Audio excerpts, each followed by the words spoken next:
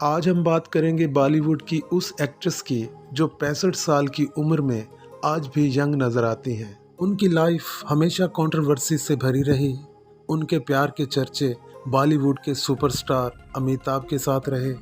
उन्होंने शादी भी की, लेकिन उनके हस्बैंड ने खुदकुशी कर ली। आप समझ ही गए होंगे कि यहाँ बात हो रही है सिलसिला और मुकद्दर का सिकंदर की एक्ट्रेस रेखा की।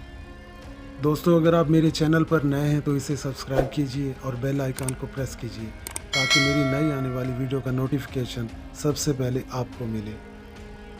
रेखा की बढ़ती हुई उम्र का असर उनके चेहरे पे कभी भी दिखाई नहीं देता, लेकिन आज भी रेखा जब भी किसी पार्टी या फंक्शन में तैयार होके जाती हैं तो अपनी मांग में सिंदूर लगाती हैं।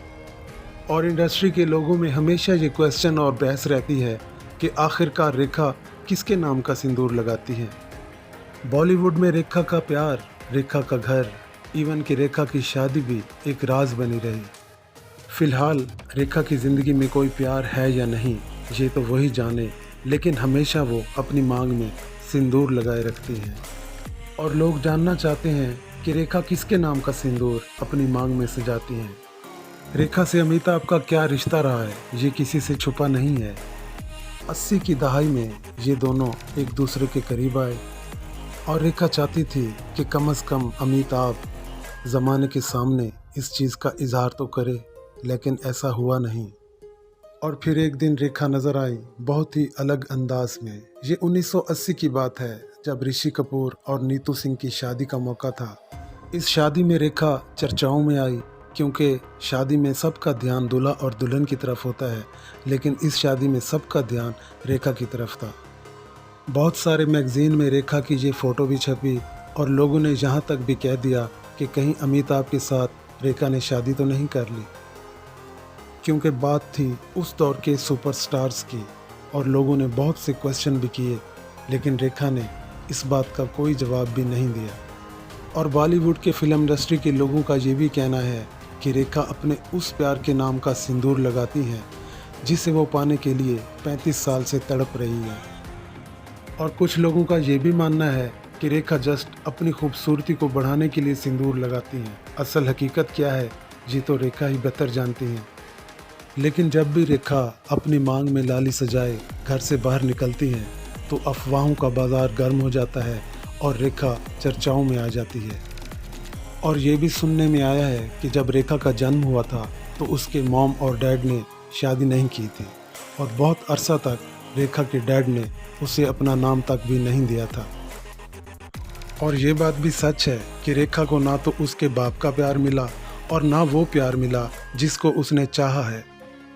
रेखा का सबसे चर्चित अफेयर अमिताभ बच्चन के साथ रहा, लेकिन इसके अलावा उनकी ज़िंदगी में और भी कई प्यार आए, लेकिन इनमें से किसी एक का प्यार भी उसका सहारा ना बन सका। अमिताभ के अलावा उनकी लाइफ में विनोद मेहरा, जतेंद्र, राज किरण, शत्रुघ्न सिन्हा, इवन के अक्षय कुमार भी आए। इन अफसानों में साथी तो बदलते रहे, लेकिन रेखा हमेशा अकेली रही। आखिरकार 1990 में रेखा ने भारत के मशहूर बिजनेसमैन मुकेश अग्रवाल के साथ शादी की, लेकिन 3 ही महीने में ये शादी टूट गई और रेखा ने डाइवोर्स ले लिया। लेकिन कुछ ही दिनों बाद ये खबर सामने आई कि मुकेश अग्रवाल ने खुदकुशी कर ली।